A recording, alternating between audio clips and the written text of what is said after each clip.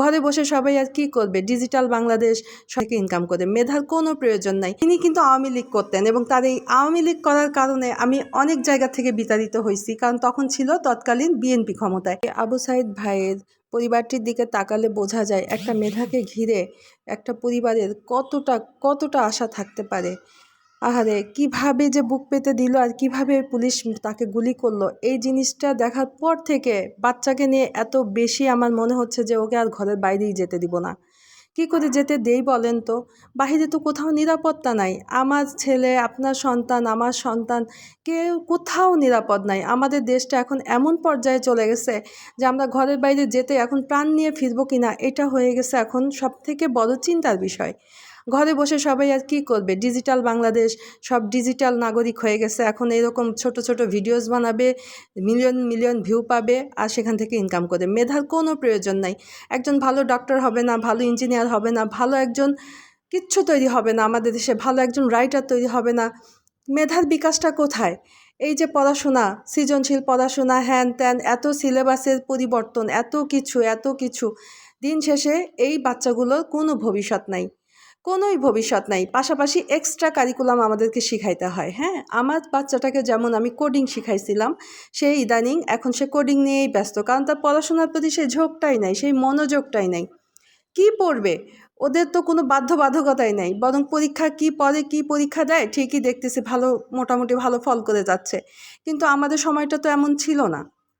আমরা চিন্তা করতাম একটা নির্দিষ্ট ধারাবাহিক, আমাদের একটা সিলেবাস ছিল, সেই সিলেবাসটা আমাদের কমপ্লিট করতে হতো, সেই সিলেবাস থেকে একটা কোশ্চেন আসতো, একটা ধারাবাহিক পড়াশোনা ছিল। কি যে শুরু হলো, সেই যে সৃজনশীলতা শুরু হলো, তখন থেকে আমি নিজেও তাদের পড়াশোনা বুঝি না। আমি যখন বাচ্চাকে নিয়ে পড়তে বসি কিছুই বুঝি না, আমি শুধু হা করে তাকায় ভাবি যে আসলে ওরা কি পড়তেছে। আর সৃজনশীল পড়াশোনা আমরা যারা 90-এর দশকের আছি তারা মনে হয় বেশিরভাগই বাবা মা গার্জিয়ানরা বুঝেন না। তা বাচ্চাকে আজ পড়াবো কি আর বাচ্চার পড়াশোনার দিকে খেয়ালই রাখবো কি?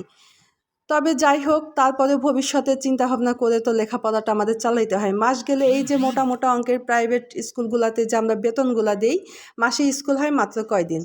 এর মধ্যে এক স্কুলের এক রকম ক্রাইটেরিয়া থাকে। ডিফেন্সের আন্ডারে স্কুলগুলোর বিষয়টা আলাদা। আমার ছেলে যেহেতু পুলিশ লাইন্সে পড়ে, এদের আবার কারিকুলাম সব কিছু পুলিশদের তত্ত্বাবধানে চলে। তো পুলিশদের যখন কোনো বড় কোনো অকেশন থাকে, বড় কোনো এদের আয়োজন থাকে, সেগুলো সেই স্কুলের মাঠেই হচ্ছে। তাদের কোনো একটা ক্যাম্প করতে হয়, স্কুলের ভেতরেই তারা ক্যাম্প করে। যে কয়দিন তাদের সেগুলো চলে, সে কয়দিন স্কুল বন্ধ থাকে। তো আমরা গার্জিয়ানরা আসলেই নিরুপায়। আমাদের কথা শোনার কোনো জায়গা নাই, কোনো কিচ্ছু নাই। বলেও লাভ নাই, কারণ এখন তো ক্লাস 10 শেষ পর্যায়ে চলে আসছি, কী বা বলবো। কিন্তু এই কোঠা আমাদের কোনো কোঠা ছিল না। আমি নিজেও সুযোগ পেয়েও চাকরি আমার হয় নাই, কারণ আমার কোনো কোঠাও নাই, লবিংও ছিল না, কোনো কোঠাও ছিল না। তাই হয়তো আমার চাকরিটা হয় নাই। কিন্তু যেই সময় 2008 সালে আমি প্রাইমারিতে সিলেকশন হয়েছিলাম, সে সময় কিন্তু অনেকেরই চাকরি হয়েছে। কিন্তু আমার বাবাও অনেক অনেস্ট ছিলেন, সে চাননি যে আমি কোথাও কোনো ঘুষ দিয়ে বা কোনো ডোনেশন দিয়ে আমি চাকরি নিব। তবে তিনি কিন্তু আওয়ামী লীগ করতেন এবং তার এই আওয়ামী লীগ করার কারণে আমি অনেক জায়গা থেকে বিতাড়িত হয়েছি, কারণ তখন ছিল তৎকালীন বিএনপি ক্ষমতায়। এই বিএনপি ক্ষমতার কারণে আমার এক জায়গায় একটা কলেজে আমি 1 বছর চাকরি করার পরেও আমাকে তারা মেইন সিলেকশনে রাখেনি। কেন রাখেনি?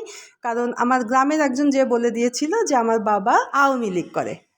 কিন্তু ভাই বা বোনেরা বলেন তো, এই আওয়ামী লীগ করে এটা কি আমার দোষ? আমি তো কোনো দলের ছিলাম না। কিন্তু এই দল ভিত্তিকের কারণে আমার চাকরি হয়নি। আমার আসলে ভাগ্যটাই ভালো না। আমার কলেজও আমাকে চায়নি, স্কুল আমাকে চায়নি। তাই হয়তো স্কুল কলেজ কোনো কিছুর থেকেই আর আমাকে টানেনি। আমি এই জন্য গৃহিণী, খুব ভালো মানের একজন গৃহিণী। আমি রান্না করতে ভালোবাসি, বাচ্চা পালতে ভালোবাসি, এটাই আমার ভবিষ্যৎ। একটা বাচ্চাকে দেখলাম জানালা দিয়ে পানি ছুঁড়ে দিচ্ছে আন্দোলনকারীদের মাঝে, কেউ পাস্তা রান্না করে দিচ্ছে। অতটুকু যদি করতে পারতাম সত্যি নিজের কাছে খুবই ভালো লাগতো। যাই হোক, সর্বোপরি সবার জন্য দোয়া থাকলো, শুভকামনা থাকলো, যেন ভালো একটা বাংলাদেশ আমরা দেখতে পারি। আমাদের আগামী প্রজন্ম যেন খুব সুন্দর একটা দেশ পায়। ভাই বোন এবং ছেলে মেয়েদের সবার জন্য থাকলো অনেক ভালোবাসা। সবাই যেন নিরাপদে থাকে। সবাই মিলে আসেন আমরা এই দোয়াটাই করি, একটা সফল বাংলাদেশ দেখার অপেক্ষায় থাকি। সবাই ভালো থাকবেন। আল্লাহ হাফেজ।